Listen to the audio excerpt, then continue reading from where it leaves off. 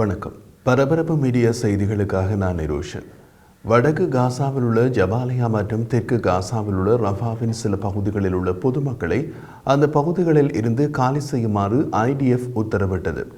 இஸ்ரேலிய பாதுகாப்பு படை IDFின் கூற்றுப்படி 1 லட்சம் முதல் 1,50,000 பாலஸ்தீனிய பொதுமக்கள் வடக்கு காசாவில் உள்ள ஜபாலியா நகரத்தில் இருந்து இடம்பெயர வேண்டியிருக்கும். அங்கு ஒரு பெரிய அளவிலான இராணுவ நடவடிக்கை அல்லது தரைப்போர் தொடங்க உள்ளதால் பொதுமக்களின் பாதுகாப்புக்காக அவர்கள் அங்கிருந்து வெளியேற்றப்பட வேண்டும். இந்த காணொலியை நாம் தயாரிக்கும் நேரம் வரை அது பற்றிய மேலதிக தகவல்கள் எதுவும் வெளியாகவில்லை. இது ஒரு ஆச்சரியமான நடவடிக்கையாக பார்க்கப்படுகிறது. கடந்த ஜனவரியில் வடக்கு காசாவின் முழு செயல்பாட்டு கட்டுப்பாட்டை IDF அறிவித்தது. வடக்கு காசா முழுவதும் இஸ்ரேலிய இராணுவத்தின் கட்டுப்பாட்டில் இருப்பதாக தெரிவித்தது. வடக்கு காசாவில் போர் முழுமையாக முடிந்துவிட்டது போல ஒரு தோற்றம் ஏற்பட்டது. இப்போது அதே வடக்கு காசாவில் உள்ள ஜபாலியா நகரத்திலிருந்து லட்சக்கணக்கான மக்களை வெளியேற்றவுள்ளது. அங்கு இராணுவ நடவடிக்கை தொடங்கப்படும் என்று அறிவிக்கப்பட்டுள்ளது. இதிலிருந்து புரிந்து கொள்ளக்கூடியது இஸ்ரேலிய இராணுவத்தின் கட்டுப்பாட்டில் இருந்து ஜபாலியா நகரத்திற்குள் ஹமாஸ் ஊடுருவி விட்டது. வடக்கு காசா IDFின் கட்டுப்பாட்டில் உள்ளது என்று கடந்த ஜனவரியில் அறிவித்த பின் அங்கிருந்து பொதுமக்களை வெளியேற்றுவது இதுவே முதல் தடவை. மார்ச் நடுப்பகுதியில் அதே வடக்கு காசாவின் காசா நகரில் உள்ள அல்-ஷிஃபா மருத்துவமனையில் மறைந்திருந்த சுமார் 1000 ஹமாஸ் இயக்கத்தினருக்கு எதிராக IDF ஒரு குறிப்பிடத்தக்க இராணுவ நடவடிக்கையை மேற்கொண்டது. அப்போது அல்-ஷிஃபா மருத்துவமனையில் இருந்த பொதுமக்கள் வெளியேற்றப்பட்டனர். காசா நகரில் இருந்த பொதுமக்கள் வெளியேற்றப்படவில்லை. இங்கு ஒரு நகரில் இருந்தே பொதுமக்கள் வெளியேற்றப்படுகிறார்கள் என்பதால் ஜபாலியா நகரத்தில் இஸ்ரேலிய இராணுவம் நடத்த உள்ள இராணுவ நடவடிக்கை மிகப்பெரியதாகவும் பரந்த அளவிலும் இருக்க வேண்டும். ஜபாலியாவில் முன்பு போர் நடந்த போது IDF ஹமாஸின் சில சுரங்க பாதைகளை கண்டுபிடித்து அளித்தது. கண்டுபிடிக்கப்படாத சுரங்க பாதைகள் இன்னமும் அங்கு இருக்கலாம் என்று அப்போது கூறப்பட்டது. அந்த தரையடி சுரங்க பாதைகள் ஊடாக ஹமாஸ் இயக்கத்தினர் ஜபாலியா நகரத்திற்குள் ஊடுருவி இருக்கலாம் என்றும் பாதுகாப்புத்துறை வட்டாரங்களில் கூறப்படுகிறது. தரைக்கு மேல் பொதுமக்கள் வெளியேற்றப்படும் நிலையில் இஸ்ரேலிய இராணுவம் தரையடி சுரங்க பாதைகளில் ஹமாஸ் மீது தாக்குதல் நடத்தலாம் என்றும் அவர்கள் கூறுகிறார்கள். அப்படி நடந்தால் சுரங்க பாதைகளுக்குள் நடக்கும் தாக்குதல்கள் இஸ்ரேலிய இராணுவமும் ஹமாஸும் மறைவுகளில் நின்றபடி ஆணையால் தாக்கும் விதத்தில் இருக்கவே வாய்ப்பு உள்ளது.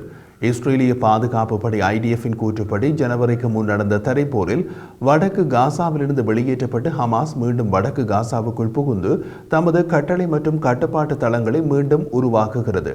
அவை இதுவரை அளிக்கப்படாத சுரங்க பாதைகளிலேயே இன்னமும் உள்ளன. சுரங்க பாதைகளுக்குள் தாக்குதல் நடத்தப்படும் போது தரையடியே சக்தி வாய்ந்த வெடிபொருட்கள் பயன்படுத்தப்படலாம். அவை தரைக்கு மேலுள்ள கட்டமைப்புகளை பாதித்தால் பொதுமக்களும் கடுமையாக பாதிக்கப்படலாம். அதனால் ஏராளமான பாலஸ்தீனிய பொதுமக்களை வெளியேற்றுவது உட்பட ஒரு பெரிய இராணுவ நடவடிக்கை மட்டுமே எதிர்காலத்தில் ஹமாஸ் காசாவில் மீண்டும் அதிகாரத்துக்கு வருவதை தடுக்கக்கூடியதாக இருக்கும். அது எந்த அளவுக்கு சாத்தியம் என்பதை ஜபாலியா நகரத்துக்குள் தாக்குதல் தொடங்கிய பின்னரே தெரிந்து கொள்ள முடியும்.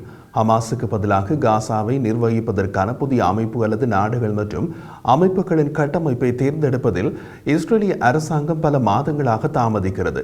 இந்த தாமதம் IDFின் பல போர் செயல்பாடுகளை வீணடித்து விட்டது. அதனால் ஏற்கனவே போர் புரிந்த பகுதிகளில் பல மாதங்களுக்கு பின் மீண்டும் போர் புரிய வேண்டிய சூழ்நிலை ஏற்படுகிறது என்பதை IDF பகிரங்கமாக ஒப்புக்கொண்டது. காசாவில் ஹமாஸுக்கு மாற்றாக ஒரு நிர்வாகத்தை இஸ்ரேலிய இராணுவம் தேர்வு செய்யாவிட்டால் பல IDF போர் சாதனைகள் ஆபத்தில் ஆழ்த்தக்கூடும் என்றும் ஹமாஸ் மீண்டும் மீண்டும் வருவதற்கான தொடர்ச்சியான முயற்சிகள் அதன் விளைவுகளாக இருக்கும் என்றும் IDF எச்சரித்தது. IDFின் கணிப்பின்படி ஹமாஸ் 15,000 துருப்புக்களை இழந்தது. கிட்டத்தட்ட அதே போன்ற எண்ணிக்கையிலான ஹமாஸ் துருப்புக்கள் காயமடைந்தனர். மேலும் 2,000 பேர் கைது செய்யப்பட்டனர். இருந்த போதிலும் ஹமாஸ் மீண்டும் ஊடுருவது சாத்தியமாக உள்ளது. ஹமாஸ் படைகளின் மொத்த எண்ணிக்கை குறித்து IDF கருத்து தெரிவிக்கவில்லை என்றாலும் அக்டோபர் 7ஆம் தேதி ஹமாஸ் இயக்கத்தினரின் மொத்த எண்ணிக்கை 40,000 அல்லது அதற்கும் அதிகமாக இருந்திருக்க வேண்டும் என்று பாதுகாப்புத்துறை வட்டாரங்களில் கூறுகிறார்கள். அது நிச்சயமாக இதற்கு முன் அடிக்கடி விவாதிக்கப்பட்டு 30,000 என்ற எண்ணிக்கை அல்ல. அத்துடன் காசா போரின் போது ஹமாஸ் ஆயிரக்கணக்கான புதிய செயற்பாட்டாளர்களை இணைத்துக் கொண்டது. உலகில் எங்கேயும் இராணுவத்திற்கும் இயக்கத்துக்கும் இடையே போர் நடக்கும் போது இயக்கங்களால் புதிய செயற்பாட்டாளர்களை இணைத்துக் கொள்வது சுலபம். காரணம், போரால் பாதிக்கப்பட்ட பலர் அவர்களாகவே போய் இயக்கங்களில் இணைவார்கள். வடக்கு காசாவில் ஜபாலியா நகரத்தில் உள்ள நிலை பற்றி ஹமாஸ் என்ன சொல்கிறது? இஸ்ரேல் அங்கு ஏற்கனவே விமான தாக்குதல்களை தொடங்கிவிட்டதாக ஹமாஸ் அறிவித்துள்ளது. காசா பகுதியில் உள்ள சிவில் தற்காப்பு செய்தி தொடர்பாளர் மஹ்மூத் பாசல் கூறிய போது 9 பாலஸ்தீனியர்கள், அவர்களில் பெரும்பாலானோர் குழந்தைகள், இஸ்ரேலிய விமானம் குண்டு வீசி தாக்கியதில் உயிரிழந்தார்கள்.